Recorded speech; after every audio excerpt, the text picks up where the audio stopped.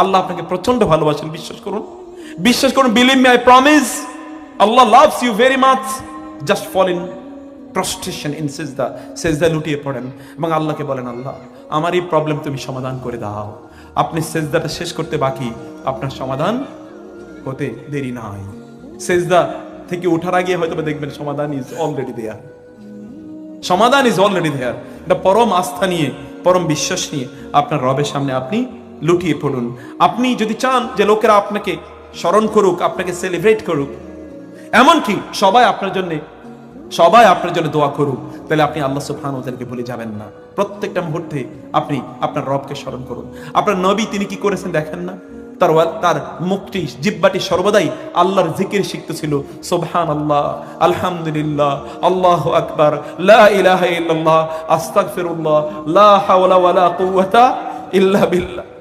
এমন যে তার কোনো গুনাহ নাই, কিন্তু তারপরও তার মুখ থেকে একবারও তার রবের জিকির বন্ধ হয় নাই। ঘুমাতে ঘুমাতে তিনি জিকির করতে করতে তিনি ঘুমিয়ে পড়েন, জিকির করতে করতে তিনি ঘর থেকে বের হন, জিকির করতে করতে তিনি ঘরে ঢুকেন, জিকির করতে করতে তিনি খান, জিকির করতে করতে তিনি টয়লেটে ঢুকেন এবং টয়লেট থেকে বের হয়ে তিনি জিকির করেন। দেখেন না আপনার রব তাকে কেমন মানুষ বানিয়েছেন। ইন্নাকা লাআলা খুলুকিন আযীম, এমন একটা চরিত্র। আমিও আপনাদেরকে বলবো যে এটা করুন। আপনাদের রবের কাছ থেকে আপনাদের ডিসিশন চান, যুবকরা আপনাদের রবের দিকে আপনারা তাকান। আপনাদের শরীরটাকে ডেমনিক শরীর বানাবেন না প্লিজ। শরীরটাকে, যুবক যুবতীরা, শরীরটাকে ডেমনিক ডাইনিদের মতো শরীর বানাবেন না, দানবের শরীর বানাবেন না। দানব, এই যে ইয়াং জেনারেশন, আপনারা যখন বিয়ে শাদী করেন তখন একটা দানব অথবা একটা দানবীকে বিয়ে করেন। আপনারা একটা দৈত্য পুরুষ অথবা মহিলা দৈত্যকে বিয়ে করছেন। কি আছে? কেবল একটা রাক্ষসের চেহারা আছে। রাক্ষসের চেহারা মানে কি জানেন? এই চেহারা দিয়ে যা পায় সব খায়া ফেলাইতে চায়, এইরকম নাকি বলেন তো?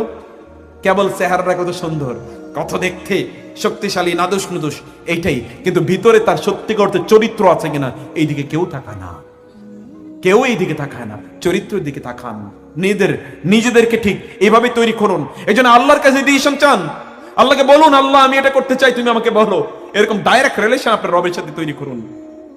আপনার পিতা ইব্রাহিম তিনি বলেছেন, ইন্নী যাহিবুন ইলা রাব্বি সায়াহদিন, ইন্নী যাহিবুন ইলা রাব্বি সায়াহদিন।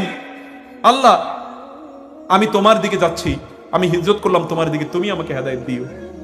মুসা আলাইহিস সালাম তিনি বলেছেন, রব ইন্নী লিমা আনজালতা ইলাইয়া মিন খায়রিন ফাকির, আল্লাহ আমি তোমার কাছে ভিক্ষা করছি, আমি ফকির, আমি কেবল তোমার কাছে ভিক্ষা করি। আমার আত্মসম্মান এইরকম যে আমি দুনিয়ার আর কারো কাছে হাত পাততে পারি না, কারণ আমি তোমার বান্দা, তুমি আমার রব।